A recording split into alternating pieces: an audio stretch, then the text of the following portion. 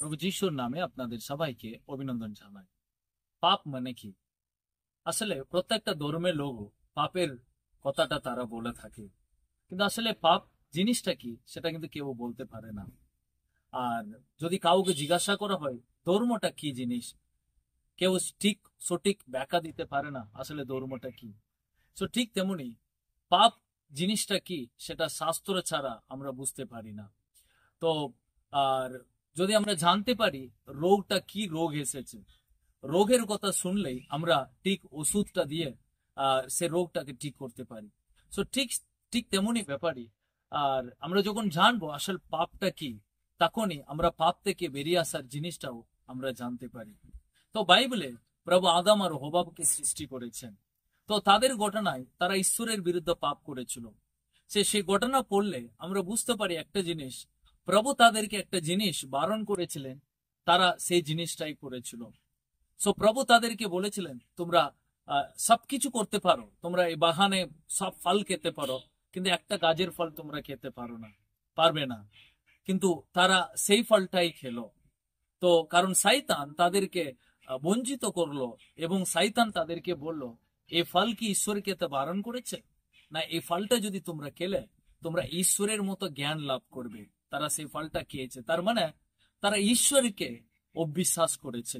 সব পাপ জিনিস হলো যেটা ঈশ্বরকে সন্দেহ করার।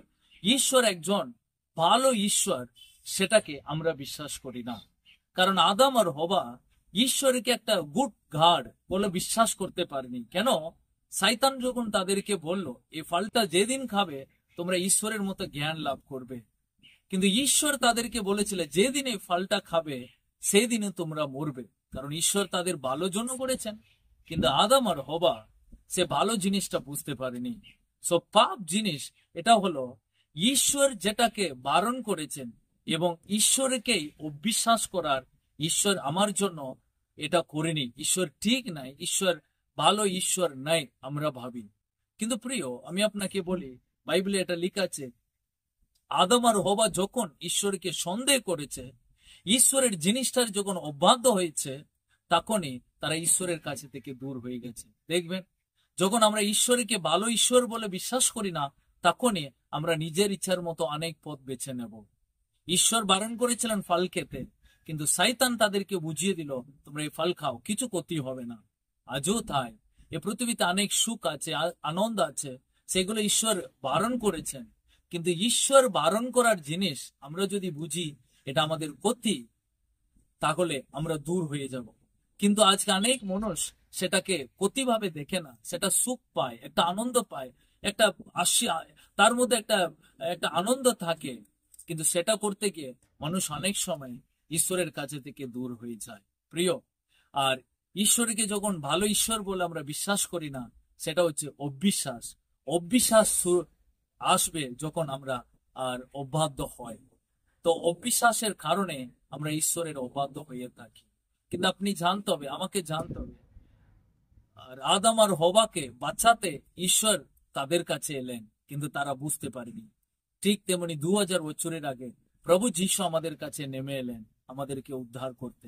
তিনি আমাদেরকে রাস্তা দেখিয়েছেন, তিনি আমাদেরকে পথ খুলে দিয়েছেন। বাইবেলে একটা কথা লেখা আছে, যখন এর সুসমাচার অধ্যায় 8 সেখানে 32 পথে এইভাবে লেখা আছে, তখনই তোমরা সত্যের রূপ জ্ঞাত হবে, এবং সেই সত্যই তোমাদের মুক্ত করবে। সত্য জিনিসটা কি? সত্য জিনিস এইটাই, গড ইজ গুড গড। তিনি একজন মঙ্গলময় ঈশ্বর। আমাদের জন্য যা কিছু তিনি দিয়েছেন ভালোর জন্য দিয়েছেন। যা কিছু তিনি আমাদেরকে করতে বারণ করেছেন আমাদের জন্যই করেছেন। কিন্তু আজকে যিশু যখন আমাদের জীবনে আসেন, কিছু জিনিসটাকে সরাতে বলেন, আমরা সরিয়ে নেওয়ার উচিত।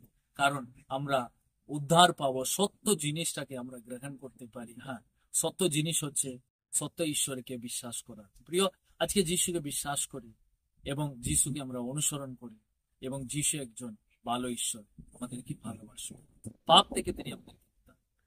এই বাক্য আপনাদের জীবনে অনেক আশীর্বাদ। God bless you.